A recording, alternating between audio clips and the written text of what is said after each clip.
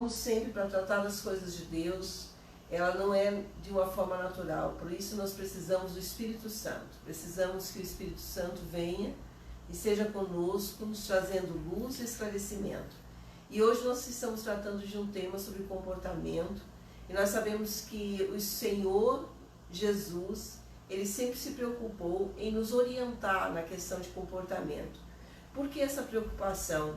Porque na realidade, quando nós temos um comportamento que ele não é bom, ele acaba sendo destrutivo para nós, ou acaba trazendo, de certa forma, prejuízos para nós. E é nisso que Deus está preocupado.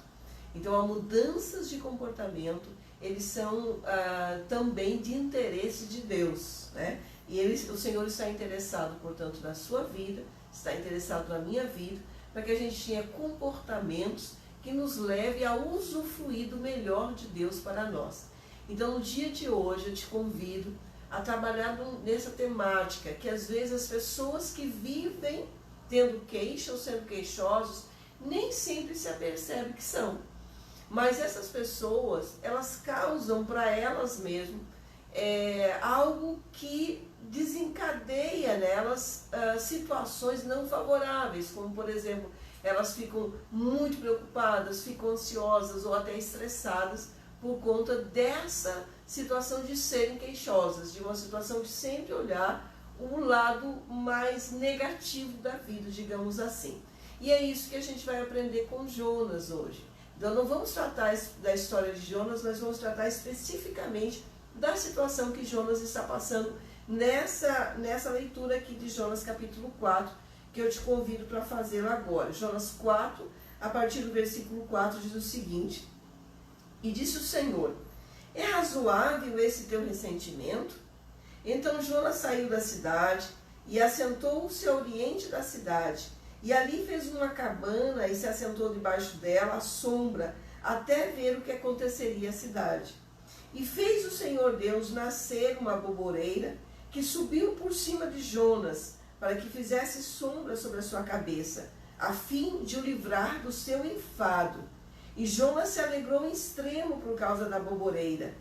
Mas Deus enviou um bicho no dia seguinte, ao subir da alva, o qual feriu a boboreira, e esta se secou.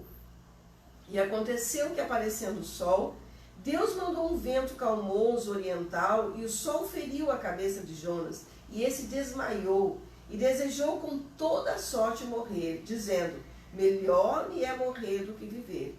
Então disse Deus a Jonas: é acaso razoável que assim te enfades por causa da boboreira? E ele disse: é justo que me enfade, a ponto de desejar a morte. Então nós vamos tratar hoje, não especificamente de qualquer queixa, mas vamos trabalhar um pouquinho sobre o que é ser uma pessoa queixosa. Então uma pessoa queixosa é uma pessoa que sempre está olhando aquilo que falta, aquele ponto meio negativo, né? Então, como a gente mais ou menos costuma ouvir, é a pessoa que olha meio copo de água e dá mais enfoque, o seu olhar está sobre o meio copo que está faltando e não olha o meio copo que tem. É também como situações, né, da pessoa sempre estar buscando, e às vezes essa busca constante naquilo que pode dar errado, ela até pode ser uma questão cultural, uma questão de criação, melhor disso, uma questão de família, né? Nós somos assim até como um ato de sobrevivência, porque muitas vezes olhar aquilo que pode dar errado, ele é um ato de precaver-se, né? Só que quando a pessoa fica sempre olhando, sempre antecipando, sempre buscando aquelas questões negativas ou erradas, isso traz para ela uma sobrecarga. E essa sobrecarga é que não é bom, porque isso vai desenvolver, por exemplo, dentro dela mesmo, situações neurológicas desfavoráveis, aquele estado de espírito sempre alerta. Ele vai também gerar toxinas para o próprio corpo, né? Então causa envelhecimento precoce. Então por isso que é um interesse também do Senhor em que a gente tenha uma saúde plena, e dentro desse aspecto de saúde está um comportamento adequado. Este comportamento de uma pessoa queixosa, a Bíblia vai dizer, inclusive, que uma mulher rixosa, uma mulher queixosa, ele é como uma pessoa que está convivendo com alguém. É tão ruim conviver com essa pessoa, que é como se você estivesse dormindo com uma goteira na cabeça. Quer dizer, o tempo todo aquela questão ali martelando. Então, quando a gente vai olhar, né, para essas situações adversas, de pessoas que estão sempre olhando esse aspecto negativo, como que eu posso mudar? O que Deus tem interesse disso? Então, por essa palavra que nós estamos vendo aqui de Jonas, nós vamos aprender várias coisas. A primeira questão que a gente aprende aqui é que Deus, ele é perito em criar, em mudar o quadro que às vezes está nos afetando. Aquele quadro negativo. Então, o que Deus fez aqui é o uso de metáfora. Eu acho maravilhoso a criatividade divina em fazer uma metáfora rapidamente, visual, para que Jonas vivesse. A mesma coisa que Jesus faz no Novo Testamento. Jesus, ele usa histórias, alegorias, para que as pessoas compreendessem o que ele estava querendo dizer. Por exemplo, ao tratar de amor, o que Jesus faz? Jesus traz a passagem do samaritano, para que as pessoas compreendessem o que é o verdadeiro amor. E aqui Deus está chamando a atenção de Jonas com uma situação rápida que Deus criou. O que Deus fez? Jonas estava ali, digamos assim, ele estava fora da cidade, né, num clima super quente, numa cabana, e Deus ainda fez criar uma boboreira, uma planta rápida que desse sombra para Jonas. E Jonas ficou muito confortável, vai dizer até que ele ficou super feliz com aquele conforto. Mas no outro dia já veio o bichinho que comeu, né, a planta, né? Mas enviou Deus um bicho no dia seguinte, no subir da alva, e fez a boboreira se secar. Além de tudo, digamos assim, além disso, né, Jonas podia dizer, puxa, além da boboreira se secar, acontece ainda outra desgraça, né? Que o pessoal gosta de se expressar assim. O que aconteceu? Um vento tão calmo que o sol foi tão causticante na cabeça de Jonas que ele desmaiou. E por conta dessa situação, Jonas pede a morte. Mas o que Deus estava querendo ensinar para Jonas, né? Deus estava querendo ensinar primeiro, situação, princípio de amor. Tanto é que o Senhor vai dizer para Jonas, é justo, né? É justo, é razoável que você se enfade por conta dessa aboboreira. E daí eu quero hoje pegar essa palavra para que a gente olhe para os enfados da nossa vida, para as situações de ressentimento que nós estamos vivendo. O que é um estado de ressentimento? O estado de ressentimento é um estado de decepção. E Jonas estava vivendo esse estado de decepção, inclusive com Deus. Então, quando nós estamos ressentidos com alguém, né, com uma pessoa, é porque nós tínhamos uma expectativa com essa pessoa. E essa nossa expectativa foi frustrada. Então, a gente pode perceber que tem pessoas, inclusive, que dizem assim, a pessoa deveria ter respondido isso, ele deveria ter feito isso. Como nós queremos tomar atitude pelo outro? Como nós queremos dizer que o outro deveria agir? E mais uma vez eu quero te dizer, no caminho, na mente do outro, nós não trilhamos. Nós não podemos tomar decisão pelo outro. Agora, eu posso, você pode tomar decisão por como você vai reagir diante do outro. Então, mesmo que você tivesse uma expectativa, né? Então a gente tem expectativa em relação a filho, a gente tem expectativa em relação a marido, a gente tem expectativa em relação ao trabalho, às vezes você fez um excelente trabalho e a tua expectativa é ser reconhecido, enquanto que às vezes, daí o que acontece? O outro que nem fez grandes coisas, né? Ele é reconhecido e você se frustra. Então, essas frustrações, essa situação negativa, esse olhar negativo, né? Essa frustração, esse ressentimento que o Senhor está falando aqui, ó, é razoável esse teu ressentimento? Então, não é pelo outro e muito menos pelo questionamento da decisão de Deus. Por exemplo, na situação que hoje nós estamos convivendo ou vivendo, né, em relação à pandemia, muitas pessoas estão dizendo assim, mas por que Deus está fazendo isso? O que Deus está permitindo? Colocando a culpa para Deus. Por que não é mais razoável que a gente pensa no amor de Deus, no cuidado de Deus, o quanto Deus está querendo chamar a nossa atenção para termos um tempo maior com Ele. O quanto Deus está querendo chamar a nossa atenção que nós talvez estivéssemos vivendo uma vida de futilidade. Ou talvez que nós estivéssemos dando valor a coisas que não eram tão importantes para a nossa vida. Então tenta olhar isso, o chamado de Deus nesse dia para nós, é ajustarmos o nosso olhar, tirar o olhar daquilo que nos prende. Muitas vezes o que nos prende pode estar até no passado, situações que nos prendem lá, que são aqueles pontos negativos. Jonas ficou preso nesse ressentimento, nessa situação. Outra questão que nós aprendemos que é muito interessante nessa palavra, né? Sobre essa questão do amor de Deus e do chamado de Deus, para onde que está a nossa confiança.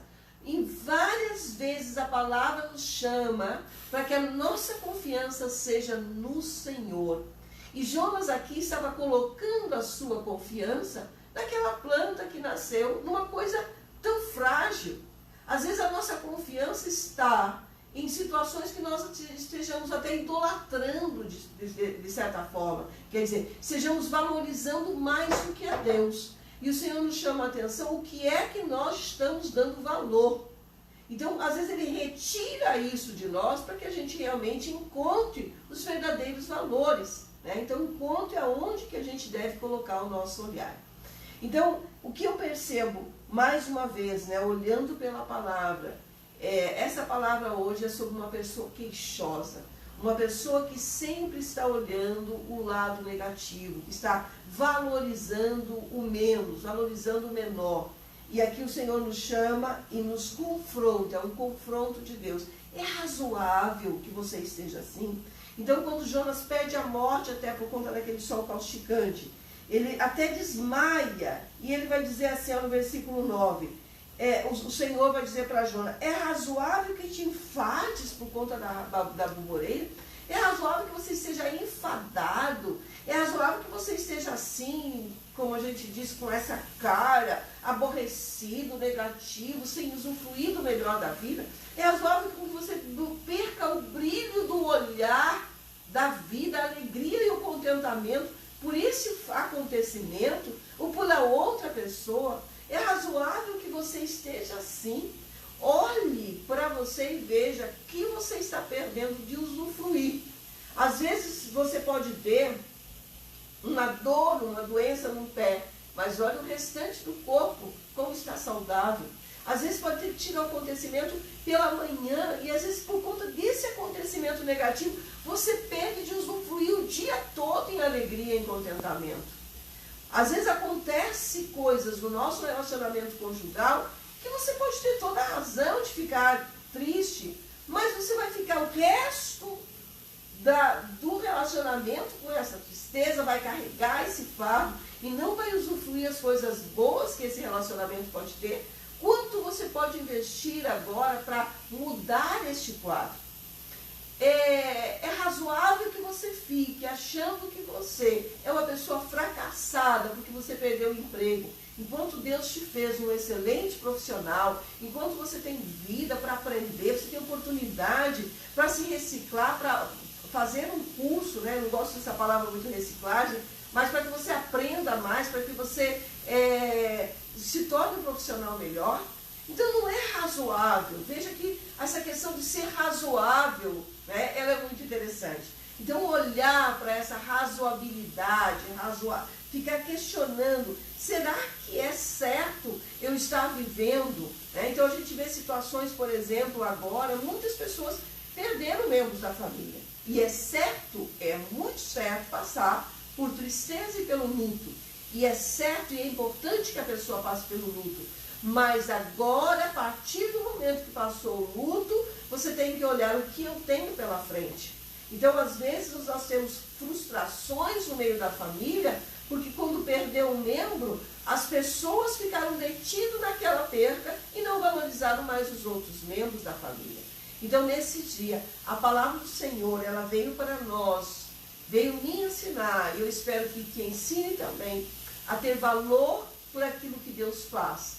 Olhar as circunstâncias e não dizer assim, olha, isso é coisa, como muitos cristãos dizem, é coisa do inimigo, é coisa para ir. Não valorize as coisas negativas, valorize que Deus está criando situações para nos mudar, para nos mover. E essa mudança vai ser para o melhor. Olhe para você também e veja o que é que Deus hoje quer me fazer analisar. E que o Espírito Santo de Deus me leve também a avaliar o quanto eu estou valorizando as coisas negativas, enquanto eu posso valorizar aquilo que é bom, aquilo que é favorável, aquilo de agradável que está acontecendo em minha volta. E com isso eu mudo também as minhas conexões neurológicas para que eu seja uma pessoa mais leve, né? Eu seja uma pessoa mais leve para mim mesmo, né? No sentido de alegria, de contentamento, de prazer na vida. Amém? Então vamos orar nesse dia para que o Senhor venha estar agindo de uma forma favorável, venha estar abrindo a nossa visão nos acontecimentos que estão em nossa volta, para que a gente entenda que é o melhor de Deus para nós. Pai, em nome de Jesus, nós te agradecemos por essa palavra, por esse ensinamento da história de Jonas. Que o Senhor cria uma metáfora tão linda para ensinar este homem. E às vezes nós estamos com situações também em nossa volta e não estamos nos apercebendo, Senhor, que essas situações são para que a gente mude o nosso foco, mude a nossa visão, para que a gente aprenda a forma correta de olhar. E eu quero lhe pedir, Senhor, que hoje o Senhor ajude meu irmão e a irmã que está aí do outro lado, que precisa, Senhor, meu Deus, de um novo entendimento. Que esse entendimento venha sobre nós, que nós percamos, larguemos, Senhor, meu Deus, de todas essas amarras que nos faz olhar sempre na procura de coisas erradas. Às vezes expectativa que a gente tem com o outro que nos frustrou, e isso nós carregamos nos relacionamentos para outras pessoas também. Então que hoje a nossa visão seja ajustada, uma visão, Senhor, daquilo que a Tua palavra diz, que é uma visão boa, a Tua vontade, ela é boa, perfeita e agradável. Que hoje o nosso olhar também seja para as coisas boas, que seja o nosso olhar para as coisas perfeitas e o nosso olhar para as coisas agradáveis. Como é bom viver. E que essa alegria de viver hoje seja, Senhor, implantada nos nossos corações, no coração daquele ouvinte, daquele que está assistindo, em nome de Jesus. Fica na paz. Que Deus te abençoe.